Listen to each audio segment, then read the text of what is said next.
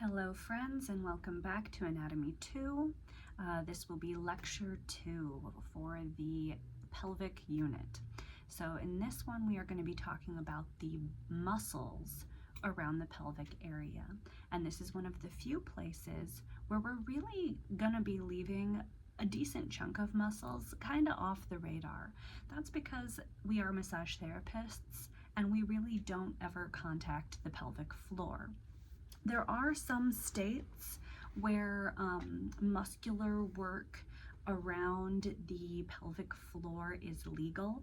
This would be indicated in the case of, say, a woman who is having pelvic pain that was found to be sourced from the pelvic floor muscles, for example, after childbirth or something like that.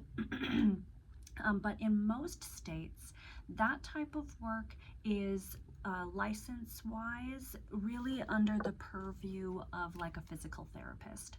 So if were a woman who was having problems with pain, persistent pain around her pelvic floor and birth canal after giving birth to a baby, there are manual techniques such as like the things that you know of: trigger point therapy, fascial therapies, neuromuscular retraining, and these things are very therapeutic for women after childbirth. But it's also outside the scope of practice for massage therapists in most states, including in the state of Minnesota. So if you ever find yourself moving to another state, looking up what their laws and regulations are and what your scope of practice is in those states is totally appropriate. And you may be surprised. Some states, stretching is not in the scope of practice for a massage therapist, which I think is silly, but there we are. And in other states, all kinds of things are within the scope of practice, so including pelvic floor work. But we are not going to be covering that because it is not considered legal in our state. And there you go. So you'll notice when you look at your quiz, your review sheet that's posted, that's there to help like direct your attention for the quiz. There are pages that are skipped, and that's not just skipping the leg muscles that we'll cover later. That's also skipping some of the pelvic floor material. You can certainly learn it on your own time. More knowledge is more better, but we're not going to be covering it in this test. So also in this one, I'm not going to go down each individual muscle and just list their action, origin, and insertion, because you have your textbook and you can easily look that up. We're more going to be talking about creating the container and pointing some things out and drawing your attention to certain aspects of these muscle groups, right? Okay. So our first muscle group is the gluteal group, right? That's your butt muscles. And so if you look on your book, I believe we have an overview on page 297. There's a butt. And then we've got some other cutaways on like 299. You see deeper views. You can look at your own book for this, but there's a couple of things we want to point out, right? So we have a gluteus maximus, right? Maximus implying it's the biggest one, but the fact that we even say there's a biggest one means there are smaller ones, right? Most people are familiar with the gluteus maximus because for some reason humans think that butts are funny. So a lot of small elementary children will make jokes about butts all the time, and so we all pretty much know what the gluteus maximus is, right? The key features of the gluteus maximus that I want to point out is that it attaches in a diagonal way. Like, if I get my picture back out here, let me actually just flip back to it. The fiber direction of muscles is what controls like what they're up to, right? So if we look at the gluteus maximus, it's got this diagonal fiber direction coming from the sacrum. This is the sacrum here, diagonally down. And what you should notice is that rather than hooking into a bone, the vast majority of these fibers are hooking into the IT band at the outside back of the leg. And this is a very grisly zone. So when we're sitting here memorizing action, origin, insertion, we want to try to hold on to what that means, right? So gluteus maximus has this broad insertion in the IT band, and that is part of when it tenses the whole IT band up. We'll talk about this more in the next unit as well, but when people have IT band issues and issues at the outside of the leg, IT band issues affecting the knee, a lot of times the tension in that system isn't necessarily coming from that strap of fascia, though there can be issues with that fascia as well in that IT band, iliotibial tract. A lot of the issues are coming from the gluteal muscles. And in this case, gluteus maximus is the biggest muscle for which IT band functions as the tendon. There are other muscles as well, but gluteus maximus is the big one. So if we've got that client who's got that hip pain, who's got that, like, let me just, hang on, I've got it.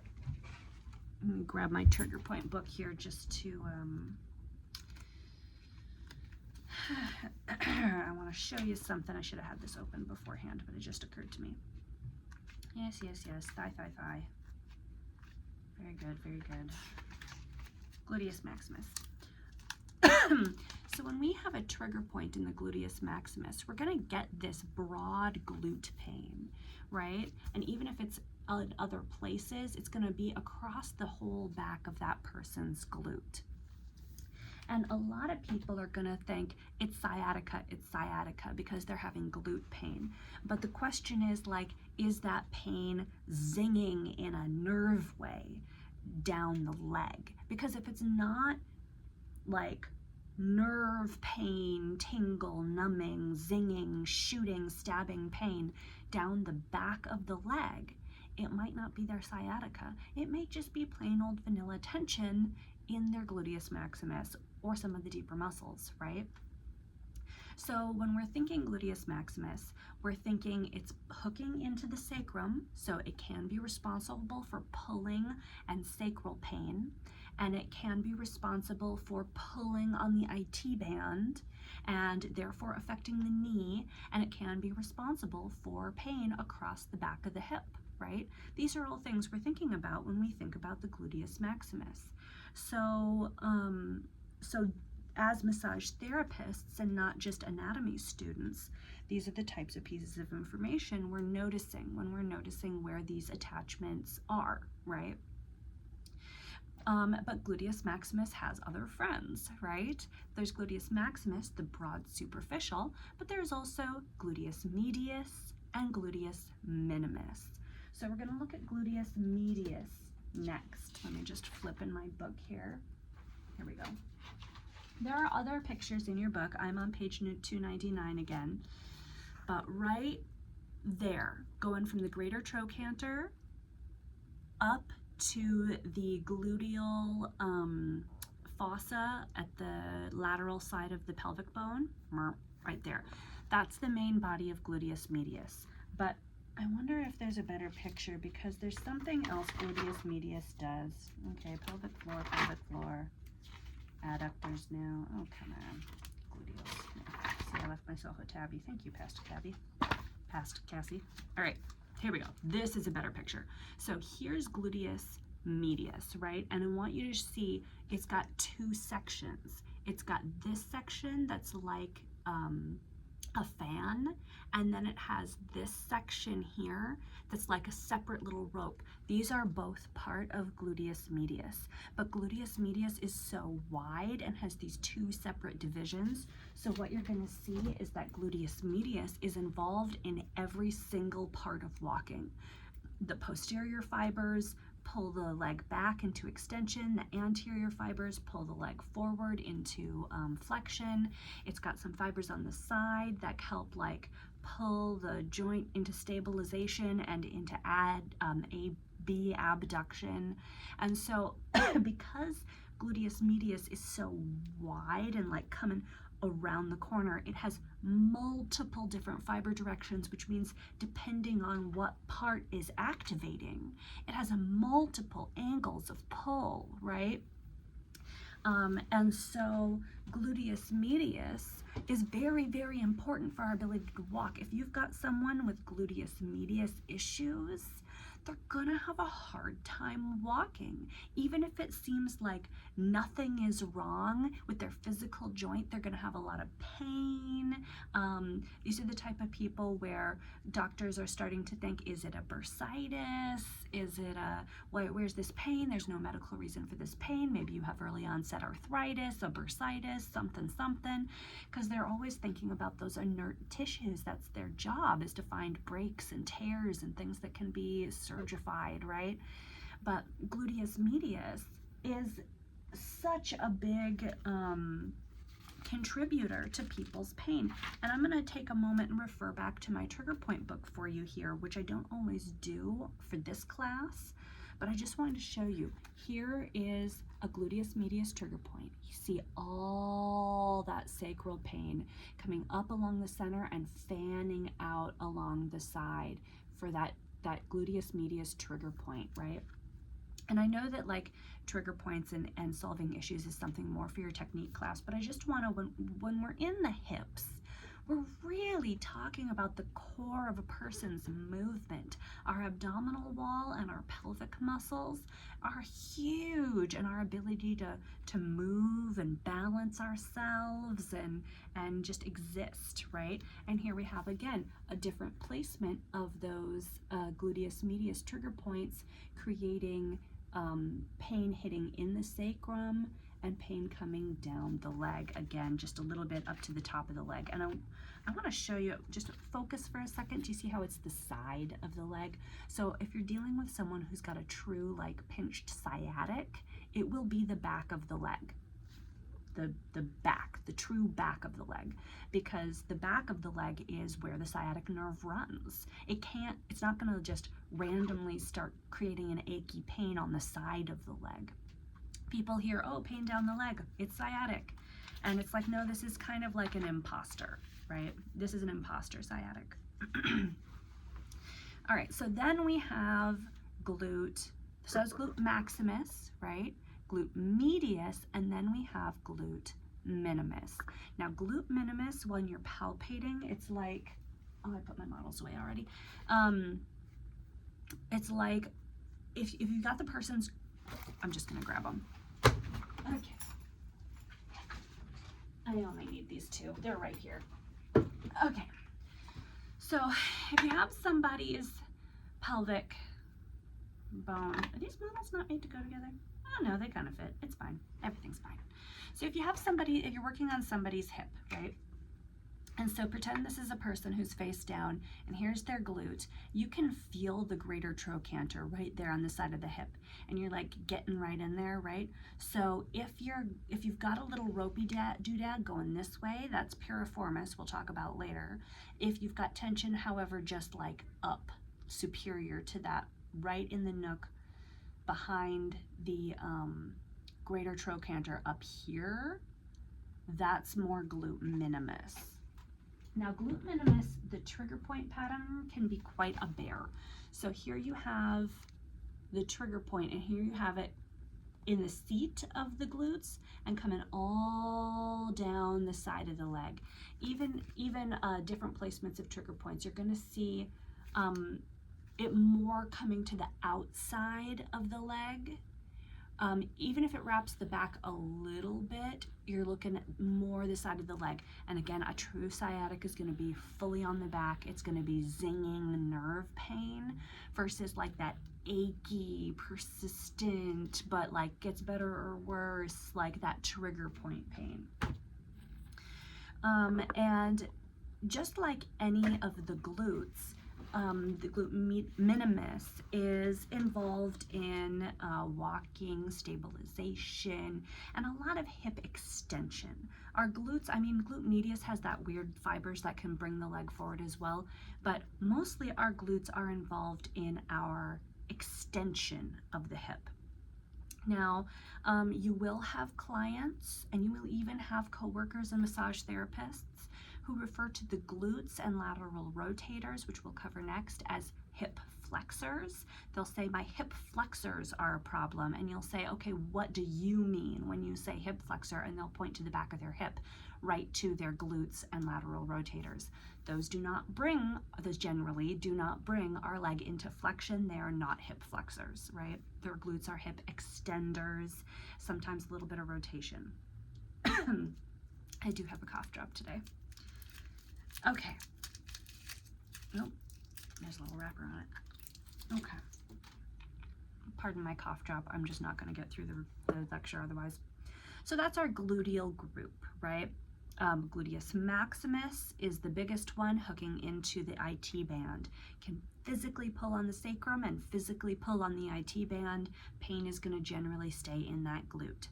Glute medius, a little deeper, and this one is going to have a little bit broader radiating pain from the from any trigger point action, and is going to be very, very involved in walking, all parts of walking. And then we have glute minimus, right?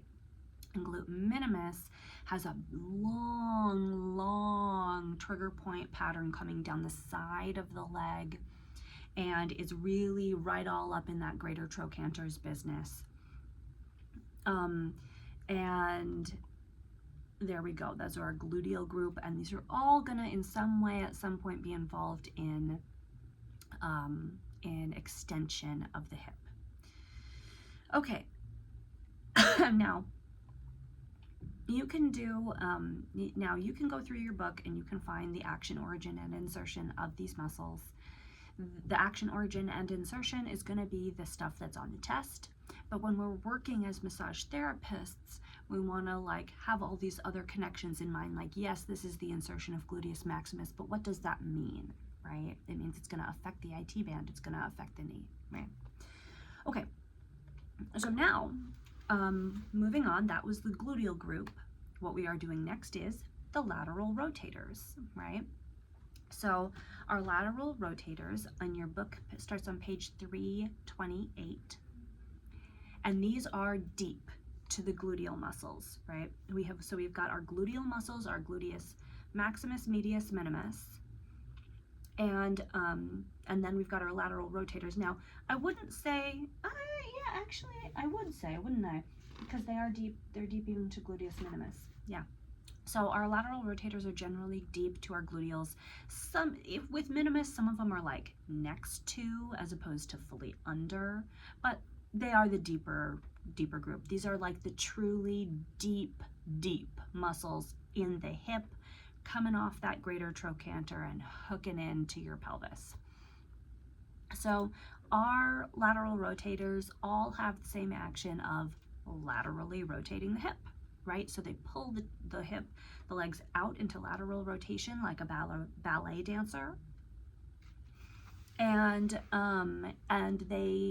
the piriformis is definitely like the boss of the bunch. So we have 6 deep lateral rotators, and the 5 little ones are all that you're not going to necessarily be able to palpate the difference between them, like the difference between glomerulis inferior and obturator internus, and like they're just so deep underneath all the gluteal tissue, really deep and tight to that joint. What you will feel, unless you've got a client who's like emaciated, right? So I've worked with a couple of people with a history of anorexia nervosa, and I suppose some of them, okay, you can kind of feel them enough to differentiate some of the fibers, but on the vast majority of people, you're not going to be able to like palpate and feel the difference between the 5 smaller lateral rotators.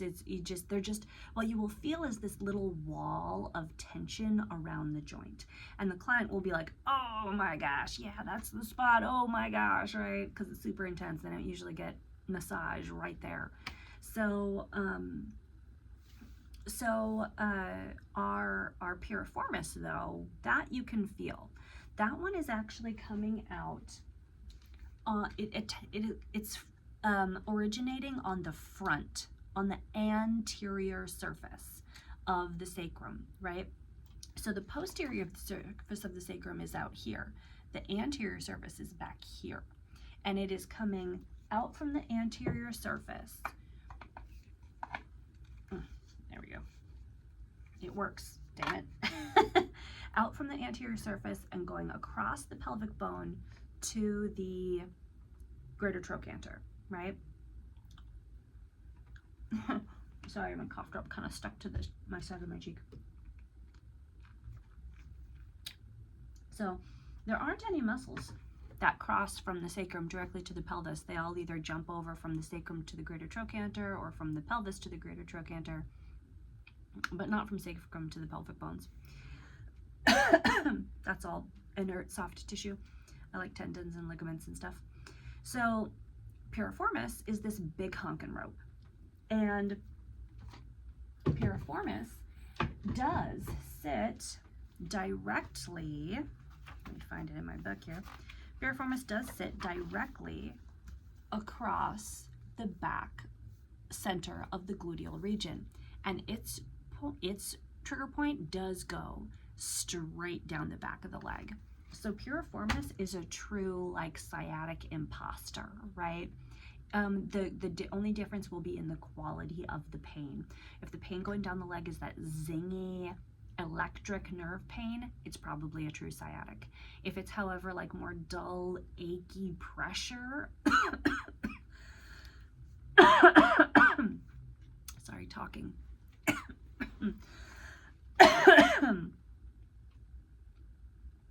Then it's probably piriformis. Now, piriformis muscle, I'm sorry, the piriformis muscle can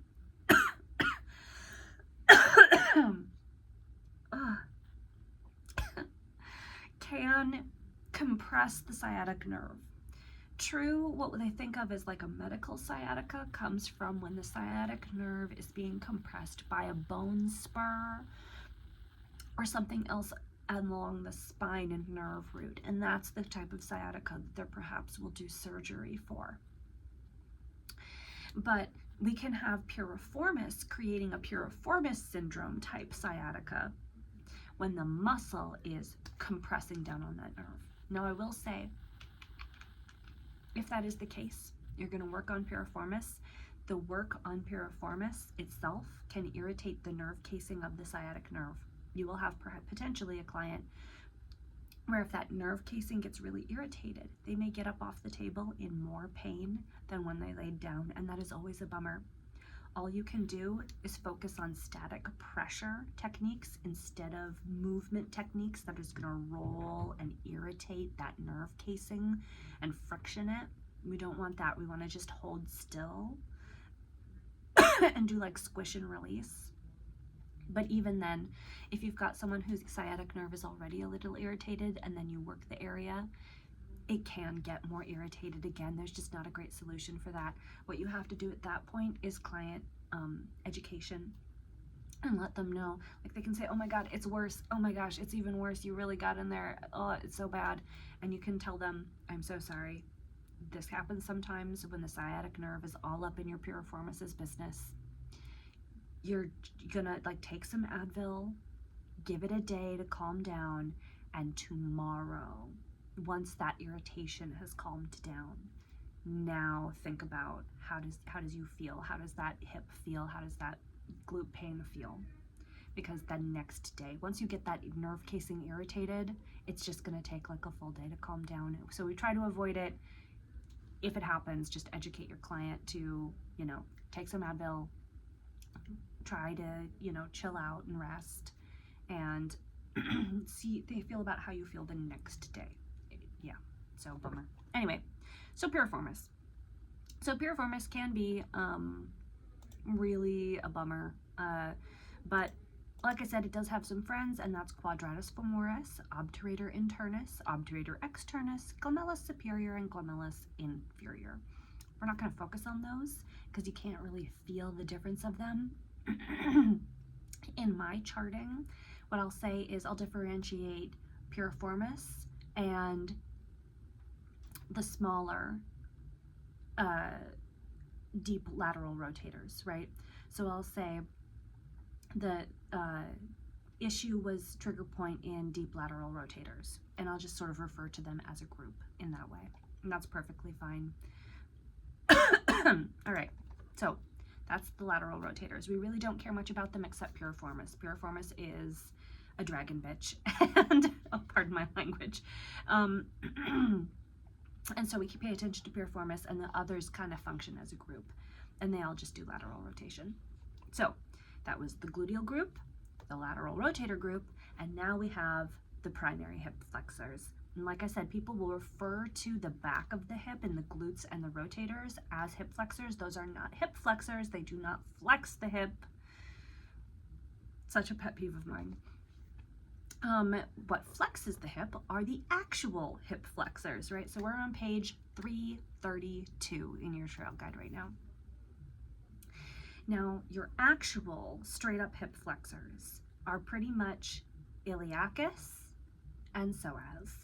Yes, there are other synergists that help a little bit here and there, but your primary hip flexors are iliacus and psoas.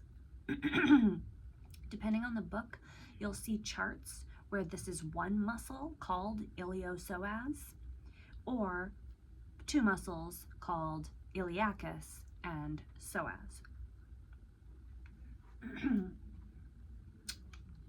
This is because they share a common tendon at the leg. So both iliacus and psoas share a tendon at this lesser trochanter, and then they go up through the body to attach. Let me just see if I've got a good, here we go. Yeah. So in my trigger point book, well, it's not the best picture, I suppose. So you can see them attaching here, right? The one that's going up to the inner surface, to that iliac fossa up here, that's iliacus. And the one that's coming up and hooking into the lumbar spine, that's the psoas division. Now there is a psoas minor. Not everybody has one, and I don't care about the psoas minor. We're talking psoas major and iliacus, right? I am in camp two muscles that share a tendon because their muscle bellies are so distinct in their attachment points. They may as well be different muscles, and it's shorter to say psoas than to say the psoas division of iliopsoas. So for functional reasons, I'm team two muscles, but you make your own decisions. So both of these muscles strongly pull the hip up into flexion, right? So they strongly flex the hip, bring the leg forward, right? And the iliacus division or iliacus muscle is attaching on the ilium, the iliac fossa, right? And the psoas division is attaching up on the lumbar spine. So you can look that up in your book, but what does it mean? What it means is that people who have short, tight psoas muscles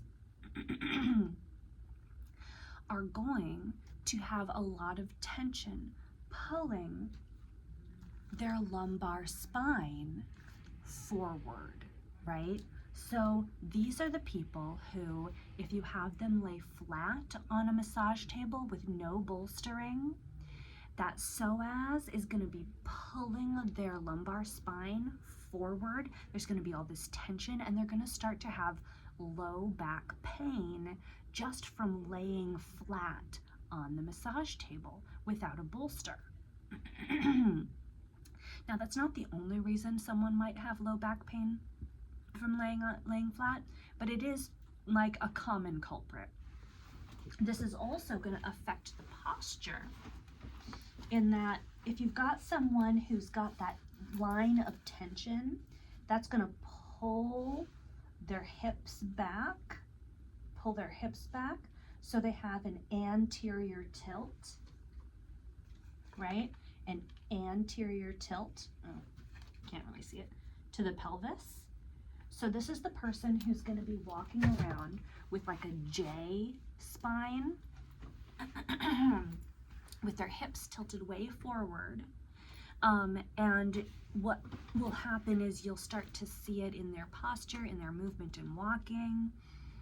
They'll try to go stretch or show you a range of motion, and they'll cheat by tipping their hips forward and increasing the lordosis, the curve in their low back, right? Because in our spine, we have the kyphosis is a hunched forward back.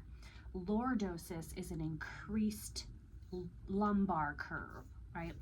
Fun fact, we also call it lordosis in the neck. So it's that forward curve that you get in the neck and in the low back. Everyone should have a lordotic curve, but if it's too much, right, that's when we start to be in pain. So our psoas muscle, you will, if you haven't already, you will address how to massage that in your, deep tissue class, in your advanced therapeutic class. But you have to go in through the belly and like nudge all the guts out of the way and get in there. And this is a pretty invasive massage technique, right? This is the kind of thing that we do when we have a reason to believe that someone's psoas is tight and is pulling on that low back, causing them postural distortion and low back pain. Now, iliacus is a little different. Iliacus attaches directly to the hip. So if we've got someone with a chronic torsion, anterior pelvic torsion on one side, or they are, their hip may be still pulling forward, but it's not, they don't feel the pain in their low back. They more feel it like tight across the front of the hip. Like it's pinching somehow. They're feeling it elsewhere in the body. They're not feeling it in the low back. They're feeling it more at the front of the hip. That would be more of an indication like, okay, I'm gonna suspect iliacus more, right? So those are our primary hip flexors. Now, obviously, there are synergists. Rectus femoris is a synergist. The one division of medius is a synergist, but we're not gonna worry about that too much. So, honorable mention here, I think we actually cover it in the next unit, but I'm always sort of at war with myself as to which unit this muscle belongs in. I believe I've got it. Oh, no, maybe it's not in the little book. Anyway, it's tensor fasciae lata, TFL. TFL is on the very side of the hip, and it comes down. It is also a muscle that connects to your IT band. And the more I'm thinking about it, the more I think I do it in the next unit. So that is it for today. That is our conceptual ideas about the muscles that are involved in the pelvic region that we care about as massage therapists. We have our gluteal group and how that's going to affect the hip, the knee, the low back, our walking. We have the lateral rotators, how we've got the 5 deep ones that are just all up in that greater trochanter's business, and piriformis, which is like the boss monster guy, who's gonna be a imposter sciatica, potentially impinging the actual sciatica, can be very tight on a lot of people. And then we have our true hip flexors, iliacus and psoas. And what I find is that these are kind of tight on most people, causing low back pain and postural distortion. That is now 34, almost 35-minute lecture. Sorry about that. But let me know if you have any questions, and I look forward to seeing you next time. Thanks, guys.